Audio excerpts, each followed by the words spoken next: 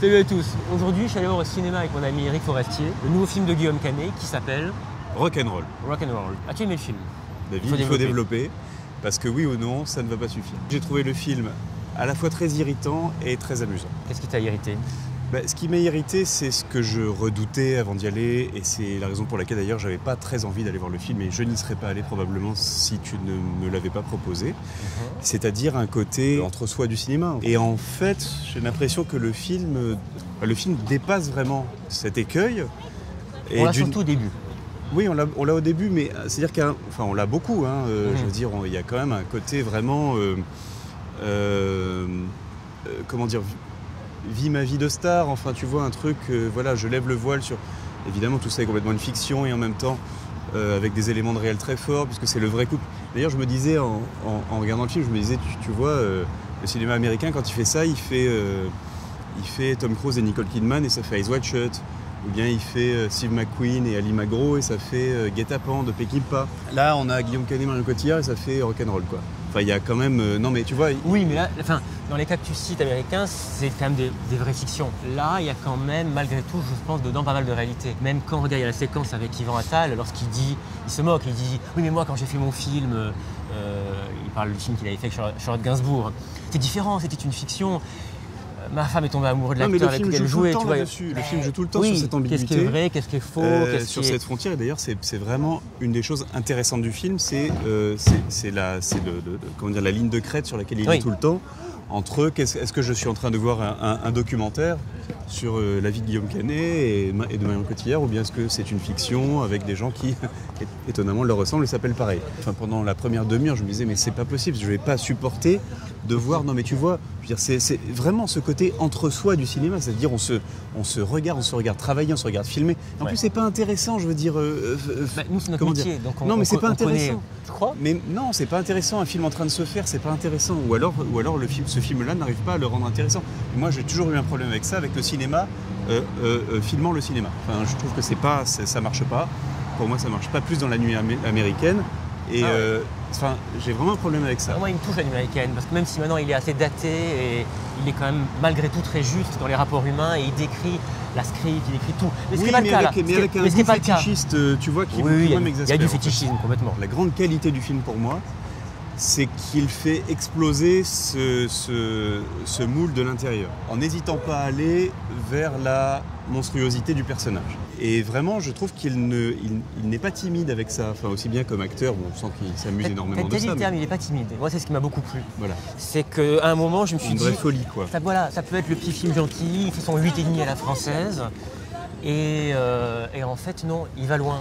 Il pousse loin. Déjà, il a pas peur de... Tu vois, regarde, tu peux prendre Clint Eastwood, qui se jouait lui-même et qui montre le côté fatigué. Il a tourné à 60 ans, à 70 ans, à 80 ans. Bien sûr. Là, il ose se monter dans tous les états, même les pires. Il y a un goût du masque, enfin vraiment du latex, quoi, de la monstruosité assumée comme ça. Et d'ailleurs, c'est vachement bien fait en termes d'effets spéciaux, aussi bien les costumes de muscles que les effets de... C'est assez bluffant. Et je me souviens plus de son premier film à Guillaume Canet, le film déraillait à un moment. Et je crois que c'est vraiment sa qualité et sa faiblesse. Il y avait Mon idole aussi.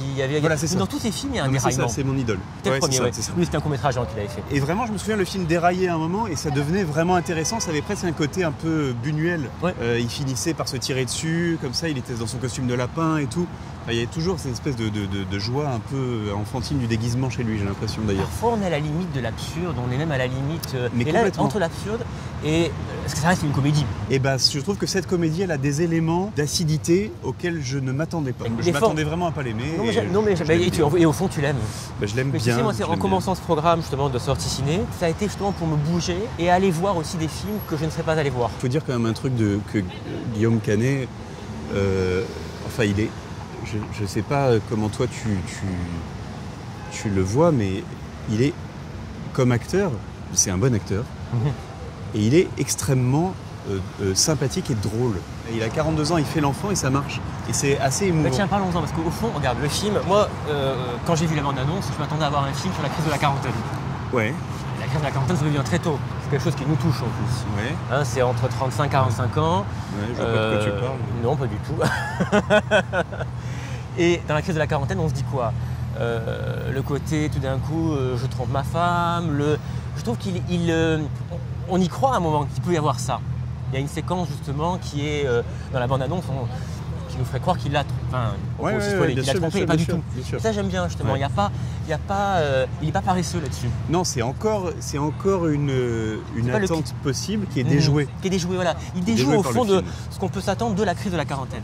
C'est l'espèce de tragédie d'un personnage qui s'aperçoit de l'ennui qu'il s'inspire à lui-même. On a tous un peu ce sentiment-là parfois, tu vois, d'être... de pas être marrant, d'être...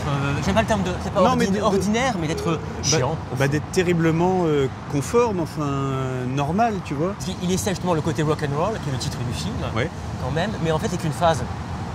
C'est une phase qui va le mener beaucoup plus loin. Moi j'ai quand même envie de résumer mon impression, et mon impression est très bonne. La bande-annonce m'a fait croire à un film, et le film en est un autre, nettement mieux. Les fausses pistes, plein de fausses pistes effectivement, qui auraient pu pousser le film à l'écueil. Ouais. Et en fait il s'en amuse. Et j'aime en fait le film, je l'aime de plus en plus. Mais il devient vraiment fou le film avance, plus je l'aime. Il devient dingue parce que quand même le truc de la série, de la fausse série télévisée dans les Everglades à la fin. Enfin, je trouve que vraiment, mais c'est assez. La fin est culottée. Il n'a pas peur du ridicule, quoi. Il s'amuse vraiment de ça. Et Marion Cotillard aussi, quand même, qui le suit. Elle le suit dedans. Alors moi, j'avoue quand même que je sais pas, j'ai été assez ému moi par ce qu'elle fait là-dedans. Je crois que c'est une bonne actrice, Marion Cotillard, c'est une bonne actrice, quoi. Enfin, je veux dire, je sais qu'elle fait pas l'unanimité. C'est une bonne actrice. Mais moi, j'allais même dire, parce que les gens qui souvent se moquent d'elle, c'est une belle personne aussi, je crois. C'est quelqu'un. Elle est aimante, elle est entière. Je t'ai raconté quand même la première fois que je l'ai rencontrée. Non. C'était pour les 30 ans d'un ami. J'avais fait un karaoké avec elle. Ah ouais? Tu sais sur quoi? Non, sur du Piaf. C'est pas une blague. Pas mal. C'est absurde. Elle aurait pu te remercier au César. On pourrait presque croire à un mensonge, je pense, c'est absurde. Non, c'est génial. Et gros, c'est drôle. Non, moi ce que j'ai aimé, c'est aussi le message qu'il véhicule au niveau de l'amour quand même, malgré tout. Au niveau du couple où à un moment elle craque. Ouais. Et malgré sa transformation, malgré le fait qu'il soit en freaks, elle aurait pu aussi elle se transformer. Non. Alors après, tu vois, c'est rigolo parce que comme c'est un personnage finalement assez vide, assez falot, donc il se remplit de ce qu'il peut. Il se remplit de muscles, mais je veux dire, il se remplit d'un air du temps aussi. Il se sent, or peut-être, je vais reprendre le terme ordinaire, il devient extraordinaire, il devient monstrueux, hors norme parisienne. Et lorsqu'il est hors norme parisienne, que rien ne marche, qu'il n'arrive pas à avoir de travail, eh bien c'est dans le pays où il est justement, il va dans le pays où ils sont tous comme lui. Au fond, ils sont tous transformés comme lui. Dans un pays de freaks. Il est en Floride, dans un pays de freaks, où ils sont tous botoxés, bodybuildés, liftés, UVT. Ils ont réalisé sur les musiques aussi. On a tout, on a Alphaville, on a tout le best-of des années 80. C'est facile de se faire plaisir quand tu as des millions pour faire un film. Toi et moi, on ferait la même chose si on pouvait. Mais ça fait plaisir aussi à sa génération. Oui, non, mais bien sûr, tu veux dire la nôtre. La nôtre. En fait. Voilà. Ouais. Mais voilà, en fait. Moi, je suis un peu plus jeune, donc tu sais, je ne sais pas. Ouais, je sais, c'est vrai. Mais je verrai dans 10 ans, quand je vais à la crise de la quarantaine. Ouais, c'est pas vrai. Je ne vois pas de quoi tu parles. Merci Eric, merci de m'avoir donné ton point de vue de ce film, merci pour cette sortie ciné. Si vous avez aimé la vidéo, pensez à mettre un petit pouce bleu, pensez à vous abonner aussi, à partager, à la petite cloche aussi, j'oublie toujours la petite cloche maintenant, pour que vous soyez au courant des nouvelles vidéos.